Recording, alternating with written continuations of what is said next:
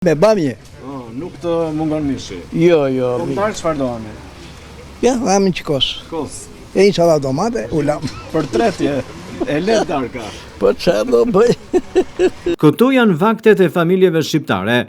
Çdo ditë natyrezat e tyre përpiqen të mos mungojnë asgjë e nevojshme, pavarësisht vështirësive ekonomike dhe kostos gjithnjë më të lartë të jetesës. Me të ardhurat që kanë në dispozicion, familjet mundohen të plotësojnë çdo kërkesë të anëtarëve të tyre, duke bërë llogari të kujdesshme për çdo shpenzim dhe duke i menaxhuar të ardhurat me shumë kujdes. Çdo mëngjes dhe pasdite qytetarët i drejtohen tregut të frutave dhe perimeve për të siguruar produktet e nevojshme për familjen. Megjithatë, ata shprehen se çmimet vijojnë të mbeten të larta, duke bërë gjithnjë më të vështirë përballlimin e kostove ditore. Sipas tyre, çdo blerje shoqërohet me llogaritje dhe krahasime çmimesh, ndërsa shpesh detyrohen të heqin dorë nga disa produkte për të mos tejkaluar buxhetin familjar. Qytetarët thonë se produktet bazë, veçanërisht frutat dhe perimet e stinës, kanë pësuar rritje të ndjeshme të çmimeve, krahasuar me vitet e mëparshme.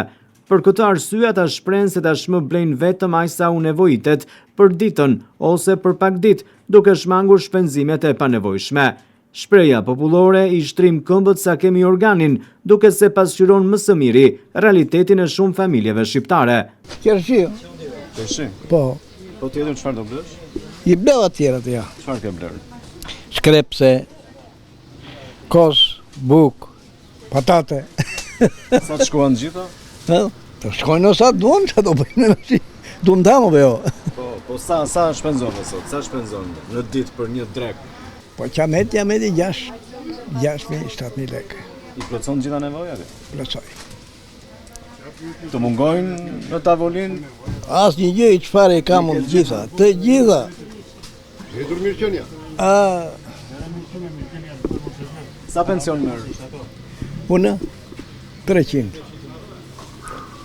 E 200 gruja.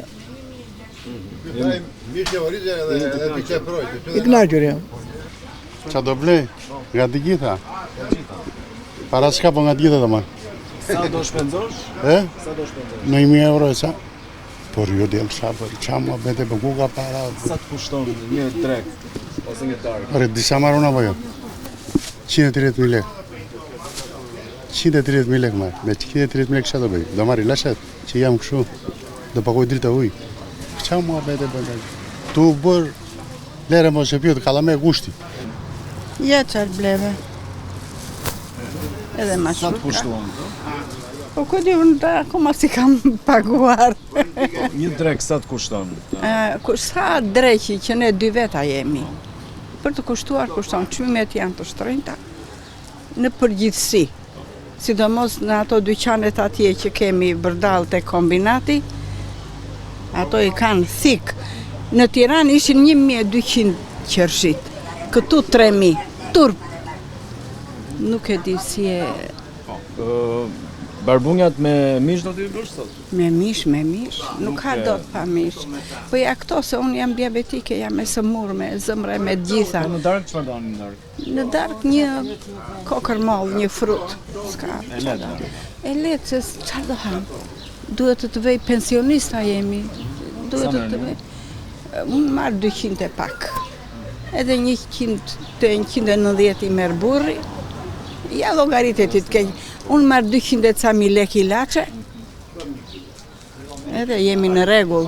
Edhe tregtarët pranojnë se fuqia blerëse e qytetarëve është ulur. Sipas tyre, konsumatorët janë bërë më të kujdesshëm dhe më selektiv në blerje, duke kërkuar çmime më të ulta dhe duke negociuar shpesh për produktet.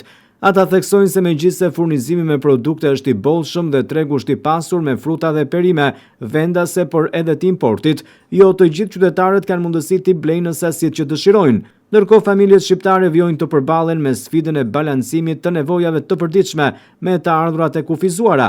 Ushqimi mbetet prioriteti kryesor në buxhetin familjar, por rritja e çmimeve ka bërë që shumë qytetarë të rishikojnë mënyrën e konsumit dhe të planifikojnë më mirë me kujdes çdo shpenzim. Pavarësisht vështirësive, qytetarët përpiqen të mbajnë të mbushur tryezën e familjeve dhe të sigurojnë produktet bazë për të dashurit e tyre. Megjithatë, ata kërkojnë më shumë stabilitet në çmime dhe masa që do të ndihmonin në lehtësimin e barës ekonomike, veçanërisht për familjet me të ardhurat të ulta dhe pensionistët, të cilët e ndjejnë më fort ndikimin e rritjes së kostos jetesës.